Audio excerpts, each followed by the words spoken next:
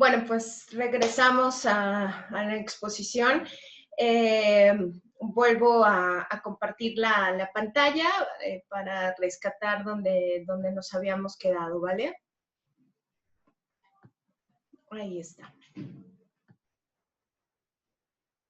Muy bien.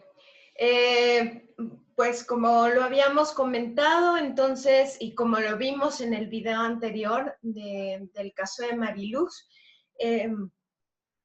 hay un hecho victimizante. Hay un hecho victimizante inclusive si podemos pensar un poco en retrospectiva sobre qué significa que una joven adolescente quechua se encuentra embarazada, previamente a una cuestión de derechos sexuales, reproductivos, que no solamente tiene que ver con el acceso o con la disponibilidad de algunos anticonceptivos, sino tiene que ver con la educación, con la orientación, tiene que ver con usos y costumbres también. Entonces, si nos ponemos a pensar en el previo, en la previa situación de Mariluz, pues ya es complicada. Y lo que sí es que el hecho victimizante tal cual es que ella demanda el servicio del hospital porque ahí su bebé se enferma y previamente a que se enferma, bueno, hay una cuestión de que no pudo ir a sus revisiones prenatales como digamos, tendría que ser por una cuestión de salubridad, por una cuestión, incluso dejan ver ahí por una cuestión de legislación, y a partir de ahí, pues da a luz a su casa, no da a luz en una clínica, y bueno, después viene el hecho victimizante de que de que su bebé se enferma y tiene que requerir y demandar los servicios del hospital, y bueno, de ahí se empiezan a encadenar una serie de violaciones a derechos, entre los cuales tiene que ver la discriminación que está presente, tiene que ver el derecho a la información que no se lo dan, tiene que ver con el derecho a la garantía de la cobertura de servicios de salud tal cual, porque le están pidiendo dinero en todo momento, dinero que pues ella no tiene y no dispone. Y pues, por supuesto, ¿no? Tiene que ver con el maltrato, con un maltrato evidente a su posición también como madre, en su ejercicio de maternidad. Bueno, y obviamente esto tiene una consecuencia, pero más que una consecuencia también es una violación grave a los derechos humanos, que es finalmente el derecho a la vida, porque la bebé muere y aparte de que no se les da ninguna información, no se sabe por qué muere, pues ahí hay un fallecimiento que es a todas luces evidente y pues la cual pudiéramos decir que es la consecuencia más fatal de violaciones graves a los derechos humanos. Entonces, ya para terminar este recorrido con la matriz de reformulación diagnóstica, la invitación después de las 3 matrices de experiencias de sexismo, problemáticas de justicia distributiva y desigualdades múltiples, tiene que ver con la ubicación del derecho llave, que es aquel que es ligado al hecho victimizante y que se considera central en el encadenamiento de violaciones a derechos. En el caso de Mariluz, obviamente el derecho llave es la atención y cobertura de servicios de salud. Y después no me gustaría meterme tanto ahí porque ese es como algo, como un ejercicio más desde el enfoque de derechos, desde la visión. Inclusive hay una infografía que les pongo también ahí en el blog, en la plataforma, que se llama los derechos sociales en riesgo, número 3, mecanismos de exigibilidad en derechos humanos y la importancia de su ejercicio por las familias, ¿no? Y ahí viene una serie de recursos que más que sociales son de los 3 tipos, ¿no? Sociales, políticos y legales, que es en conjunto los ejercicios que pudieran hacer las familias, pero como vemos, no es una cuestión en donde las familias solitas se pongan a hacer estas cosas, sino muchas veces es a partir del acompañamiento de asociaciones civiles, organizaciones no gubernamentales, algunas consultorías de tipo privado o de iniciativas sociales con responsabilidad social y ciudadana, que son las que acompañan a estas familias en términos de un ejercicio de gestión sociolegal, vamos a decirlo así, porque también es importante situarlo, así es como muchas cosas se resuelven entre la atención de necesidades y las demandas en torno a que un Estado tiene que cumplirlas, porque sigue siendo la matriz del Estado. Y algunos casos, ojo, también algunos casos, y lo estamos viendo hoy en día mucho con el derecho a la alimentación, en donde también se demanda ese respeto, esa dignidad y esas acciones sociolegales en torno a las empresas privadas. También hay ejercicios de estos, pero no es raro ver que las familias o que las personas hagan esto de manera cotidiana, no, sino que siempre son como apoyadas, orientadas a partir de organizaciones de activismo y demás, ¿no? Entonces, bueno, pues les decía yo, entonces no quiero meterme tanto en los mecanismos de exigibilidad, ahí viene una serie de recursos y por supuesto viene una serie de, bueno, qué quieren decir cada uno de ellos en torno también o colocados de acuerdo a su estrategia, ¿no? A su dimensión estratégica, ya sea jurídica, social o política. Finalmente a mí en esta clase, ¿no? Lo que yo les decía, para mí era importante hacer un breve recorrido histórico sobre las perspectivas en el abordaje de la intervención del trabajo social con familias o de la intervención social con familias, ¿no? Ya que categóricamente ya pudieron revisar lo que es intervención social con el doctor Carballeda y yo me voy a situar mucho en este recorrido en el ámbito, teniendo como población objeto las familias, ¿no? Vamos a empezar con este recorrido para entender un poquito también las diferentes formas y evoluciones que ha tenido esto a lo largo de nuestra historia disciplinar, que es muy reciente, en realidad somos de una disciplina profesional con un pasado muy chiquito, muy corto, ¿no? A diferencia de otras profesiones, obviamente, pero no por eso no interesante o no sustantivo, ¿no? Entonces vamos a hacer este pequeño recorrido. Tenemos en los primeros estudios, esta es una sistematización, realmente no nos vamos a profundizar tanto en este recorrido histórico, solamente es para situarnos. Tenemos en este lapso desde el cambio o el surgimiento del trabajo social como profesión, ya no como caridad, no como asistencia, no como beneficencia, sino ya como una profesión tal cual y además colocada en las formas de institucionalidad de las formaciones o los fortalecimientos ya de los estados-nación, ¿no? Tenemos en este lapso, ¿no? Y que también en este lapso se dan sucesos de cambio en la historia contemporánea de nuestra humanidad, como la Primera y la Segunda Guerra Mundial. En este lapso tenemos que el abordaje del trabajo social se centra su interés en las problemáticas individuales que demandan servicios asistenciales y una asistencia caritativa en las posguerras.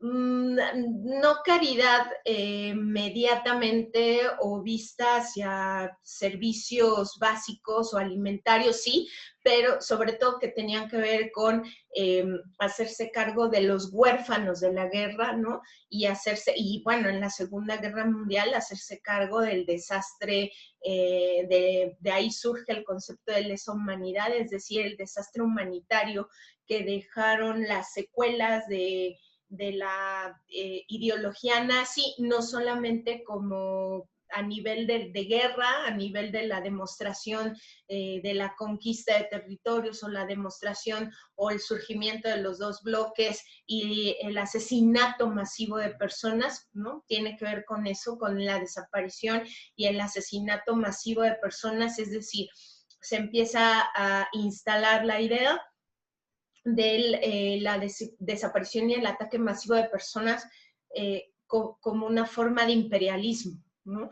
Entonces, después de este desastre social y humanitario, se demandan una serie de servicios asistenciales en donde, bueno, era importante o muy importante revisar también todo lo que pasaba a nivel psicológico y a nivel individual. Y de ahí por eso está obviamente las grandes contribuciones, sobre todo la que destaca más en nuestra profesión, son las aportaciones de Mary Richmond, de acuerdo al diagnóstico social, ¿no?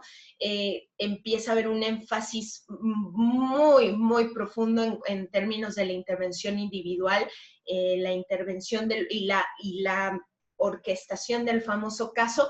Aquí también con una contribución importante anglosajona que es de Gordon Hamilton, porque realmente desde mi punto de vista quien empieza a tejer la idea de la construcción de caso no es Mary Richmond, sino es Gordon Hamilton, con textos previos, inclusive del 1800, ¿no? Del 1889, y que ya después Mary Richmond más bien entra en el surgimiento, entra al escenario, en el escenario del análisis académico, entra después de la Primera Guerra Mundial.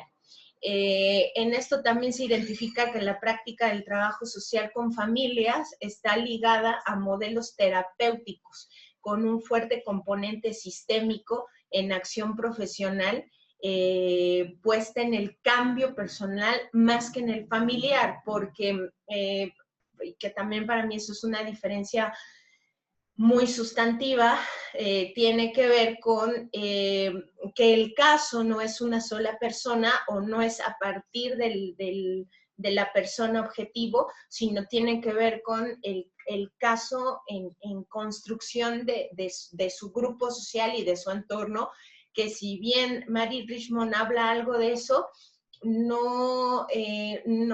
o más bien está más claro y está mejor descrito y mejor analizado desde las aportaciones de Gordon Hamilton, que desde Mary Richmond, desde mi punto de vista, se queda muy prendida del ejercicio terapéutico de la persona.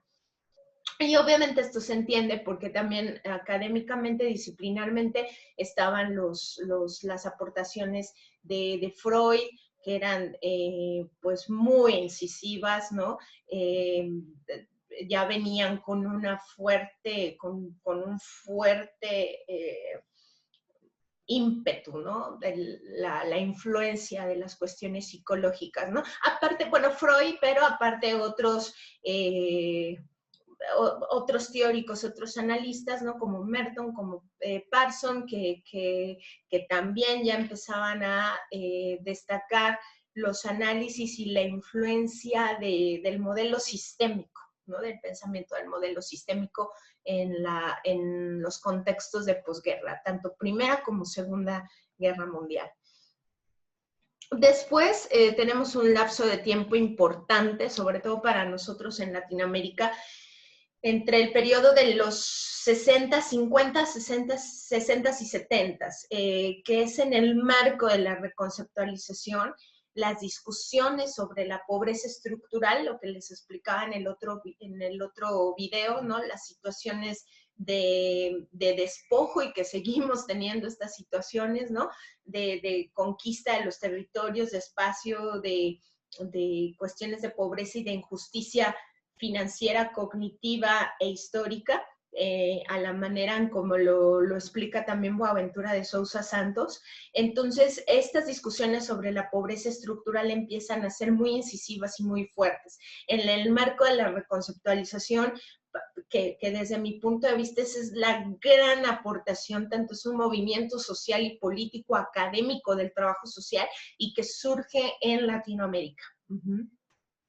Obviamente con movimientos académicos y movimientos sociales, ¿no? Movimientos sociales de toda orden en todo el mundo, así como lo estamos viviendo hoy mismo, pero fueron, digamos, en el marco de estos movimientos sociales, posturas y movimientos también académicos muy importantes al interior de todas las disciplinas. Y en trabajo social, pues le llamamos o le tenemos este concepto, ¿no? O le llamamos este tiempo histórico la reconceptualización. En este marco también, o en este marco histórico, también la familia empieza a ser interpelada por una serie de rupturas, de estereotipos y esquemas, paradigmas, de cómo entender a la familia, sobre todo en el marco de los movimientos sociales de los 50, 60 y 70 en todo el mundo. Empieza a haber también un cuestionamiento o una fuerte exigencia sobre los derechos de libertad de expresión, de organización, y me parece que hay dos también esquemas que seguimos teniendo el impacto, el lastre de esto, porque todo esto no ha terminado, que tiene que ver con la discriminación racial, y la otra parte, ¿no?, que tiene que ver con la apertura de los derechos sexuales y reproductivos, no nada más de las mujeres, sino en general, ¿no?, de las generaciones. Es el marco de la posguerra de la Segunda Guerra Mundial, y es en el marco de la Guerra Fría, ¿no?, de la separación de dos bloques en el mundo, en que se empieza a dar todo este cuestionamiento. Entonces también la familia, desde esos años ya se empieza a cuestionar como una unidad única, homogénea, ¿no? Y en ese sentido, la familia también empieza a tener una relevancia importante en la práctica del trabajo social. En el marco de la reconceptualización, justo en donde se enfatiza el trabajo en la dimensión de lo comunitario, también hay dos bloques, ¿no? Ahí yo creo que en el marco de esta segunda guerra, de la Guerra Fría, ¿no?, en donde el mundo se divide en dos bloques, también en las profesiones empieza a ver muy evidente esto de las derechas y las izquierdas. Y en ese sentido, ¿no?, hay una visión clínica, hay una visión asistencialista que surge. Yo no sé si a nivel, eso no he hecho un análisis a nivel Latinoamérica, pero les puedo hablar mucho del contexto mexicano, de la historia en México, ¿no?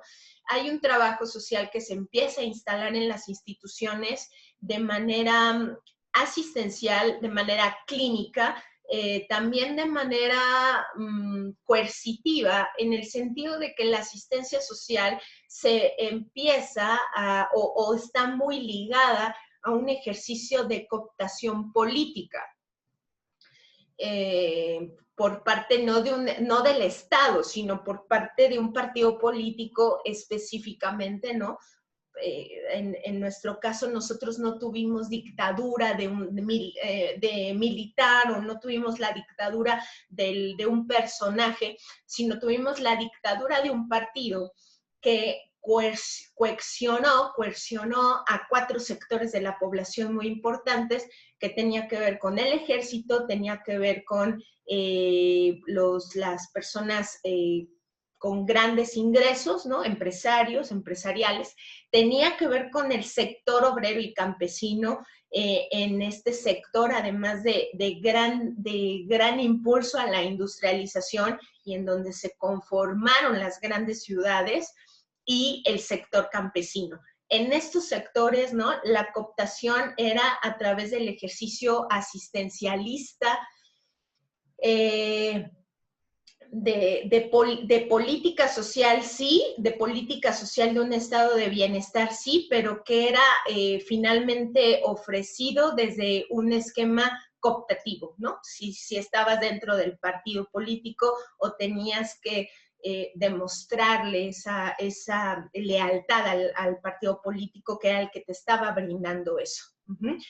Eso es como también muy importante que yo les diga esta cuestión muy específica en México. Entonces hay un trabajo social que sí se instaló dentro de las instituciones con esta idea, ¿no?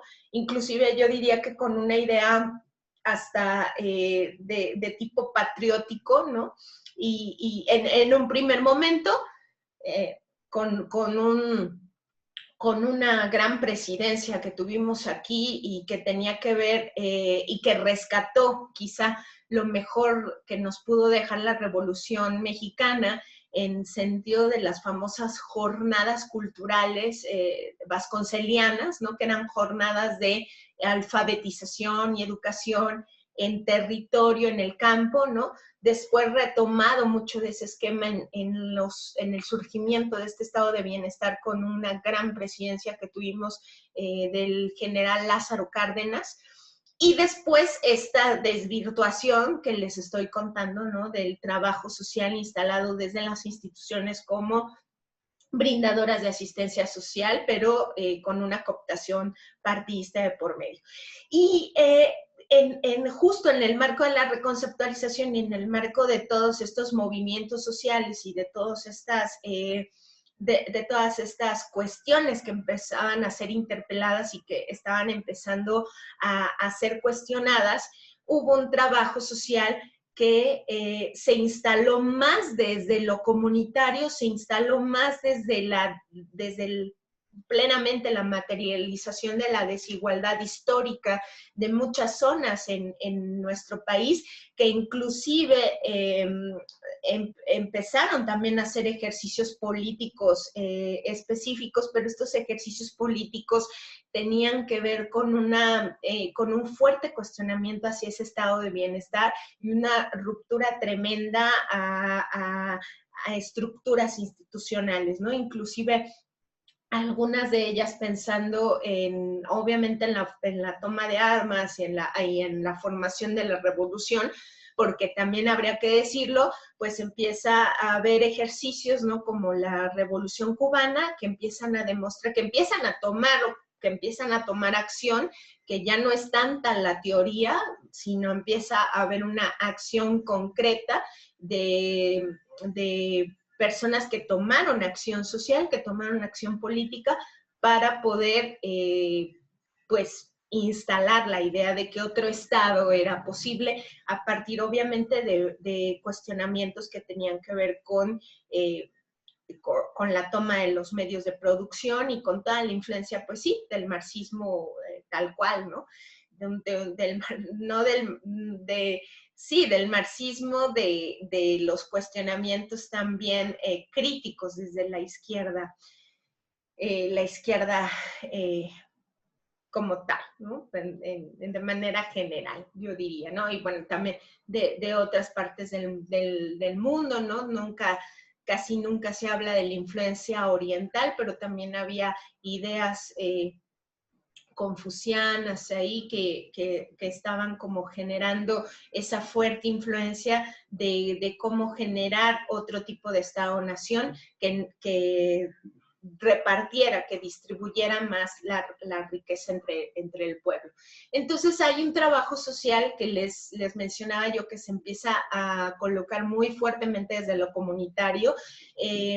Ahí también, tanto uno como otro, ¿no? Sobre todo en el encuentro académico, porque en el encuentro académico se juntaban estas dos visiones, ¿no? La asistencial clínica y y la más reivindicatoria, la más crítica, ¿no? Desde la izquierda, y empezaron a haber también fuertes cuestionamientos reivindicatorios, los primeros debates sobre la cuestión del género y sobre la cuestión de la desigualdad se empiezan a dar también muy fuertemente en la disciplina. Y bueno, de tal manera que lo que sí no podemos negar es que la inclusión de la familia es una cuestión central para el trabajo social a partir de este periodo, ¿no? Después, en este periodo, después de todo esto, por desgracia, se coloca y se refuerza muchísimo el sistema neoliberal, y yo creo que con el paso a finales de los 70s, con ejercicios muy cruentos también de represión, de movimientos sociales, de asesinatos, que bueno, en Latinoamérica tenemos desgraciadamente también el caso de la imposición de las dictaduras militares en algunos países latinoamericanos que desgraciadamente, desde mi punto de vista, originaron como si fuera una cápsula horrorífica del tiempo, ¿no? En donde, pues sí, efectivamente se reprimieron muchísimas expresiones, se acabaron con pueblos completos, ¿no? Y que no fue en nuestro caso, en México, en nuestro caso, y creo que también en Centroamérica, de alguna manera compartimos una historia más contemporánea de violencia estructural a partir no de la imposición de dictaduras como se dio en países como Brasil, Argentina o Chile, sino de manera más contemporánea a partir de los efectos cruentos de la imposición del sistema del modelo económico que ahorita ya se está pues prácticamente cayendo, al que identificamos como neoliberalismo. Entonces, también en esta etapa se empieza a consolidar este sistema económico financiero y realmente el trabajo social también tiene una caída muy fuerte, una depreciación de la disciplina, o sea, hay un imperio, un dominio absoluto de las disciplinas de la economía, de la administración de negocios, la administración de empresas, de la cuestión financiera, que prácticamente domina todos los campos, lo social y lo político. Y entonces, en ese sentido, carreras como la nuestra, filosofía, no se diga, ¿no? Fueron incluso filosofía, estética, cuestiones de estas fueron, incluso en México, fueron destituidas de los planes curriculares del sistema básico de enseñanza, porque todo estaba centrado en herramientas, capacidades, ¿no? Para el mercado. Entonces, disciplinas como la nuestra, pues sufrieron una fuerte depreciación, pero el gran coto o el hacerse cargo de la familia como una población objetivo no tuvo ningún cambio, siempre ha estado presente, pero efectivamente en el marco de la depreciación de políticas sociales, ¿no? Se pasó de un estado de bienestar a la imposición de un sistema económico además mundial, ¿no? Que lanzaba o promovía la idea de la globalización a partir del imperio financiero, del sistema económico, y pues obviamente también las políticas sociales de Estado fueron completamente empobrecidas y precarizadas. En ese sentido entramos ya al umbral de este nuevo milenio, el siglo XXI, ¿no? En donde se empiezan a colocar menciones sobre el estudio y la intervención de procesos familiares desde el punto de vista de las relaciones y no tanto de las formas, de la forma de composición. Se empieza a interpelar muchísimo esta idea de familia neutral, que la idea de la familia neutral nos viene como una idea también de la posguerra, del contexto de posguerra, de la Segunda Guerra Mundial, en donde efectivamente la familia también fue vista como un sujeto, como una población de consumo importantísima para la reactivación económica después de la Segunda Guerra Mundial. que tenía que ver con el consumo de automóviles, que tenía que ver con esta idea de bienestar, tener una casa, un carro, un perro y toda la familia, ¿no? Esa era la idea de bienestar, que también, por supuesto, después la idea de bienestar tenía que ver con poder salir de vacaciones, poder ir a lugares en familia, ¿no? Esta idea de familia neutral corresponde a una idea muy propagada después de la Segunda Guerra Mundial y, insisto, donde se instaló, donde se perfiló que las familias podían ser un sujeto de consumo muy importante para la imposición del sistema económico neoliberal que venía posteriormente. Y hoy lo vemos. Hoy también podemos ver que se habla, por ejemplo, de una recesión económica mundial, de una situación económica bastante difícil, porque mucho de ese mercado estaba instalado en el consumo social y ¿qué quiero decir con esto del consumo social? Es decir, las familias dejaron de ir a los parques, dejaron de ir o por ejemplo, de organizar fiestas en el barrio, en la colonia, para irse a centros comerciales a pasear, para ir de compras los domingos, que era como la mayor actividad que se podía hacer los fines de semana. Obviamente estoy hablando de clase media, y de clases medias bajas quizá, y también estoy hablando mucho desde las lógicas de las ciudades, porque en algunas zonas, en las zonas rurales, pues ahí vuelvo e insisto, en estos 30 o 40 años se sufrieron los mayores daños, los mayores impactos de esta imposición de este sistema económico y financiero.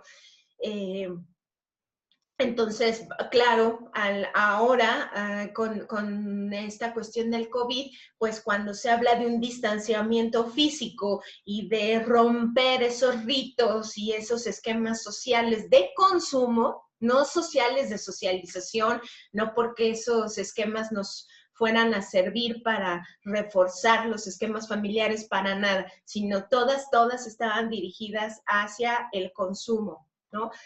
Pues ahora obviamente se está hablando de todo esto, ¿no? Pero porque hay una economía de mercado que estaba fuertemente instalada en esquemas o en transformación de esquemas de socialización y que tenía que ver con el consumo, no tanto con una socialización que reforzara nuestros vínculos y que nos cohesionara como familia. Incluso también lo vemos ahora con las dificultades que muchas familias, que muchos de nosotros, muchos de nosotras y de ustedes, ¿no? Estamos teniendo con el famoso confinamiento. Hay muchos problemas porque las familias no saben cómo reorganizarse, cómo cohabitar y cómo convivir. ¿Por qué? Porque tú tenías que tener 2 o 3 trabajos para sobrevivir y prácticamente tu hogar era un espacio para dormir. Esa es la realidad de mucha gente, o era la realidad de mucha gente antes de esto. Y ahora después de esto, en donde te dicen quédate en tu casa, pues las personas no saben qué hacer e inclusive pueden llegar de manera, pues bueno, parece gracioso, bueno, en algunos memes y cosas, ¿no? Pero lo instalan como una cuestión graciosa, pero no es tan gracioso. Quizá descubrir que la persona con quien te casaste, la persona con quien decidiste tener hijos, pues es prácticamente un desconocido. ¿Por qué? Pues porque no hubo una convivencia tal cual, no hubo una comunicación tal cual, no hubo una socialización tal cual, por todo este esquema que veníamos viviendo con el neoliberalismo, ¿no? Entonces ahora pues toma también un protagonismo importante esto, la familia, esto de la casa, del hogar como un espacio de intervención, ojo, y la intervención da lugar también a las primeras identificaciones. Esto es algo que todavía no sé allá, no sé en El Salvador, pero que aquí en México sigue teniendo cierto ruido, ¿no? Voy a empezar un poquito a compartir para que nos veamos en pantalla. No sé allá, pero acá en México suele haber cierto ruido cuando hablamos del trabajo multi, inter y transdisciplinario, ¿no? En trabajo social. En otras profesiones no tanto, pero en trabajo social es como, no toquemos lo que tanto nos ha costado construir en años como especificidad profesional. Estoy de acuerdo, pero la complejidad que entretejió también esta falsa utopía, que ahora vemos que es una falsa utopía sobre la globalización y la aldea global, todas las desigualdades que provocó la grandísima concentración de riqueza en muy pocas manos y en muy poca gente, ¿no? Estas cuestiones entretejieron también una complejidad de la problemática bastante difícil, ¿no? Que no es la problemática que teníamos al principio del siglo XX, no es la problemática que se tenían después de la Primera y la Segunda Guerra Mundial, ni en el marco de la Guerra Fría, y tampoco es la problemática de la salida del estado de bienestar para dar entrada a este estado neoliberal que se olvidó prácticamente de todo lo social. No es lo mismo. Prácticamente, y yo lo veo así, como si en este siglo XXI recibiéramos los impactos, por lo menos, de 2 décadas, de 2 siglos, en donde el colonialismo, la privatización de los medios de producción, la privatización también de los territorios, la explotación tanto natural como social, la explotación laboral, nos viene a pegar en la cara, ¿no? Y entonces hay una complejidad tremenda que ya no sostiene la idea de que sigamos defendiendo parcelas seccionadas del conocimiento. De ahí es que incluso hay modelos de universidades, sobre todo en Oriente, en China, en Emiratos Árabes Unidos, en Japón, en la India, ¿no? Hay esquemas de universidades que le llaman universidades de tipo 2, que ya no hay como la especialización, hay especialización por profesiones, digamos, ahí sigue manteniéndose el estudio específico, el dominio específico de ciertas disciplinas, de ciertas carreras, pero antes de titularse, ¿no? O como una forma de pregrado, como una forma de antes de obtener el grado, hay espacios en donde de socialización, pero también espacios de construcción transdisciplinaria en donde les dan un problema específico y sientan a estudiantes de diferentes profesiones, les dan el problema y los ponen en una mesa a construir una solución entre todos, ¿no? Entre medicina, entre derecho, entre ingeniería, entre arquitectura, entre lo social, ¿no? Esos esquemas ya están, ¿no? Ya están vigentes y son los esquemas que están, de hecho, construyendo las mayores riquezas de conocimiento, de construcción de conocimiento en el mundo, o con la mayor innovación, digamos, la mayor innovación tanto académica como tecnológica como ideológica. Entonces, pues por eso estamos situándonos también en esta realidad que es importante de tomar en cuenta. Vuelvo a compartir la presentación para que nos vayamos a la par de esto. Y bueno, también se empiezan a dar retos de discusiones, ¿no? De la intervención sociofamiliar, porque empiezan también a verse la aparición de esto que llamamos como familias diversas. Hoy en día ya llamamos familias diversas, pero no tendríamos por qué darles como una adjetivación, ¿no? Porque finalmente son familias como todas y todos, ¿no? Tienen ciertas capacidades, asumen ciertas funciones y pues cohabitan y en algunas de ellas tienen un parentesco sanguíneo que logra fundarse, ¿no? Más allá de su libre expresión y diversidad, que es lo que tocamos en un primer momento en este curso, ¿no? Sobre la diversidad de las expresiones familiares, que para mí es muy importante también entrarle también con ese tema para situarnos en las realidades contemporáneas de hoy. Pero, ¿qué es trabajo social con familias? O sea, pero entonces, ¿de qué hablamos? ¿No? ¿Hablamos de trabajo social con familias? ¿Hablamos de un trabajo social familiar? ¿O hablamos en la intervención social con familias o intervención familiar? ¿No? Ahí vamos a entrarle con esto. Quiero ver nada más cuánto tiempo llevo, sino porque a veces los videos son muy cargados y no quisiera, sí, voy a detener y vamos a entrar con esta última parte de la revisión de los diferentes esquemas metodológicos en el abordaje del trabajo social con familias o intervención social con familias.